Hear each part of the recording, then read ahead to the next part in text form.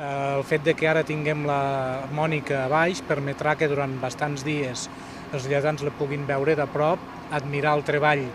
de filigrana de la seva fosa, que té més de 500 anys,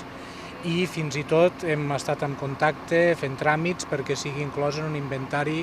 d'instruments musicals europeus pel valor que té aquesta campana tan singular i tan especial. Serà restaurada amb tota la cura per qui ara ja té la cura de les campanes del campanar, que és l'empresa del Josep Carvajal, però per una empresa especialitzada, una de les poques al món que fa aquests treballs tan acurats perquè el so mateix del segle XV torni a sonar i perquè torni al seu lloc a tocar els quarts.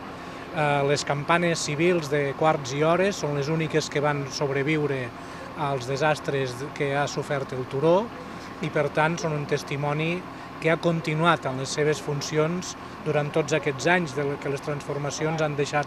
el turó com a caserna, el turó com a espai encara per merèixer i el turó com a monument públic i espai importantíssim de la ciutat en el que estem treballant.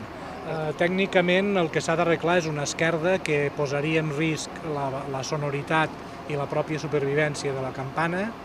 i encara que no sigui una fissura molt gran, doncs li impedeix que pugui continuar la seva vibració. Penseu que la Mònica fa 528 anys que estava allà dalt, no s'havia mogut mai des d'allí cap a baix, sempre havia estat, si un cas, moviments dintre de lo que és el cos de dalt, i per primera vegada també s'ha separat de la seva companya, que és la Silvestre, l'altra campana històrica de l'any 1418, que ara s'ha quedat sola i durant un temps estarà allà sola. Per això hem fet aquest comiat una mica de campanes quan estava baixant, dient-li que tingués un bon viatge en aquest que comença avui d'alguna manera. Aquest viatge que comença avui, en principi, passarà per un estudi també que es farà en aquesta empresa, que en principi està a Bèlgica, farà un estudi tècnic de tot allò que caldria, a més de l'esquerda, potser per millorar-la, veient que hi ha altres elements, com falta una nansa i que s'acaba de valorar el projecte definitiu, com també els mateixos cops de l'ús que es farà, però com han dit molt bé els companys, és un procediment que assegura el que mai s'havia fet fins ara, normalment que era fondre les campanes i tornar-les a fer, amb la qual se perdia l'original. Ara la gràcia és fer una fossa controlada,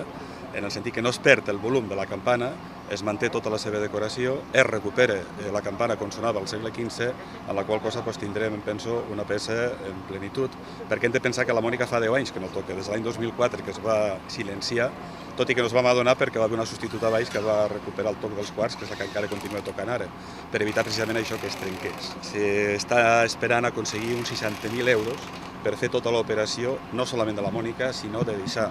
les campanes al seu lloc original, no com estan ara, que estan col·locades a l'interior de la torre, sinó que han de tornar a veure's des de les finestres, tal com sempre havien estat. I al mateix temps, quan se pugi al campanar, es podrà visitar, i no com ara, que no es pot entrar perquè hi ha tots aquells ferros que es van col·locar als anys 70. Aquesta campanya popular que comença se pot col·laborar des de depositar a les urnes que hi haurà aquí o d'altres llocs voluntàriament per part de tots els ciutadans, o també a través d'un compte corrent que s'ha obert especialment que permetrà desgravar el 25% si és un particular o un 35% si és una empresa.